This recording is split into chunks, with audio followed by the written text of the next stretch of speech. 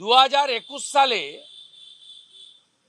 যখন মামলা হয় জাস্টিস অভিজিৎ গাঙ্গুলি মহোদয়ের ইজলাসে, এটা পরেশ অধিকারীর মেয়েকে অবৈধভাবে ওয়েটিং লিস্টে নাম থাকা সত্ত্বেও চাকরি দিতে গিয়ে ববিতা দাস তিনি যে মামলা করেছিলেন, সেই মামলার ফলশ্রুতিতেই তদানীন্তন বিচারপতি আজকের সাংসদ অভিজিৎ গাঙ্গুলি মহোদয়, যার উপরে কালকে মুখ্যমন্ত্রী খুব রাগ দেখিয়েছেন, একজন জাস্টিসকে, একজন বর্তমান এমপিকে তার পদবি বিকৃত করে, যেহেতু তিনি হিন্দু, এটা অন্য ধর্মের লোককে পারতেন না করতে, ডাঙ্গুলি। তাহলে পশ্চিমবাংলার যত গাঙ্গুলি আছে সবাই কি ডাঙ্গুলি মুখ্যমন্ত্রীর ভাষায়? এটা মুখ্যমন্ত্রী ব্লিচিং ফিনাইল দিয়ে ওর মুখটা পরিষ্কার করা দরকার আগে। এত নোংরা ভাষা, নোংরা কদর্য আক্রমণ উন্মাদের মতো। ভাইপো মাল তুলেছে কুন্তল শান্তনু কালীঘাটের কাকুর মাধ্যমে, ভয়েস রেকর্ডে ধরা পড়েছে। 73 মিনিটে 73 বার অভিষেক ব্যানার্জি বলেছে, আর উনি কিচ্ছু জানেন না। চোরের মায়ের লম্বা গলা, ভাজা মাছটা উল্টে খেতে জানেন না। তিনি কেঁদে ভাসিয়ে দিচ্ছেন। আমি 44 প্যারাটা পড়ার জন্য আমার বঞ্চিত চাকরি প্রার্থী, বঞ্চিত নয়, যারা মমতা ব্যানার্জির ভুলের খেসারত দিলেন, তাদের কাছে বলবো প্যারা 44 পড়ুন। 3 মাসের মধ্যেই নিয়োগ প্রক্রিয়া শেষ করতে হবে, এ ধরনের কোনো কথা লেখা আছে বলে আমার চোখে পড়েনি। যারা আগে যেখানে কাজ করতেন সেই কথা বলা হয়েছে, এবং আমি অনেক এক্সপার্ট লয়ার বিশেষজ্ঞদের সঙ্গে কথা বলেছি, এবং আমারও দীর্ঘদিন ধরে, আমরা লয়ার না হলেও ল মেকার, 2006 থেকে একাধিকবার এমপি এমএলএ।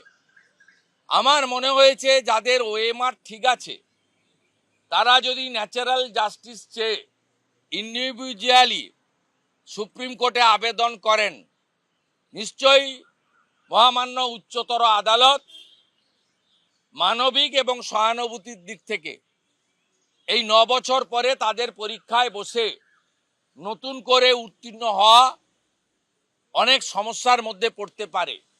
তাই যোগ্যদের ক্ষেত্রে আমার এটা পরামর্শ, তাদের একজন শহীদ হিসাবে, কারণ এই ঘটনা ঘটতে যাচ্ছে জেনেই শুভেন্দু অধিকারী এবং আমার 15 জন এমএলএ সাথী 30 ডিসেম্বর এসএসসি সচিবকে বলেছিলাম, আপনি যোগ্য অযোগ্য বাছাই করুন। কারণ আমি জানতাম মমতা ব্যানার্জি করবে না, কারণ তিনি তার ভাইপোকে দিয়ে 700 কোটি টাকা তুলেছেন চাকরি বিক্রি করে। সেই জন্য লালচুল কানেদুল যুবা তৃণমূল শান্তনু কুন্তলরা এবং লিপস অ্যান্ড বাউন্সের ম্যানেজিং ডাইরেক্টর, যিনি বারবার বলেন আমার সাহেব পর্যন্ত কেউ যেতে পারবে না, সেই সাহেবের নাম হচ্ছে অভিষেক ব্যানার্জি, যা সিবিআই চার্জশিটে ভয়েস স্যাম্পল টেস্ট করার পরে চার্জশিটে উল্লেখ করা হয়েছে 73 মিনিটের কথোপকথনে 73 বার অভিষেক ব্যানার্জির নাম উল্লেখ করেছে কালীঘাটের কাকু লিপস অ্যান্ড বাউন্স, যার ডাইরেক্টরের নাম শ্রী অমিত ব্যানার্জি, মমতা ব্যানার্জির দাদা, যার ডাইরেক্টরের নাম শ্রীমতী লতা ব্যানার্জি, অমিত ব্যানার্জির সহধর্মিনী, যার ডাইরেক্টরের নাম রুচিরা ব্যানার্জি নারোলা, তিনি কার সহধর্মিনী সবাই জানেন, এবং যে লিপস অ্যান্ড বাউন্সের চেক পাওয়ার এখনো অভিষেক ব্যানার্জির কাছে আছে। অতএব প্রমাণিত মুখ্যমন্ত্রীর পরিবার এই চুরি, দুর্নীতি, 700 কোটি টাকা, 6000 চাকরি বেচার ক্ষেত্রে 6000-এর কাছেই টাকা নেয়নি, 700-800 তৃণমূলের নেতা পেয়েছেন, যার মধ্যে এমএলএদের মেয়ে, ছেলে, আত্মীয় স্বজন, জেলা পরিষদ কাউন্সিলর আছে। এর আগে আমরা একটা গ্যালারি করেছিলাম বিধানসভায়, আবারও গ্যালারি করে তাদের ছবি প্রকাশ করব, কোন কোন নেতা নেত্রী এমএলএ এমপির আত্মীয়রা পেয়েছেন। বাকি চাকরি বেচা হয়েছে।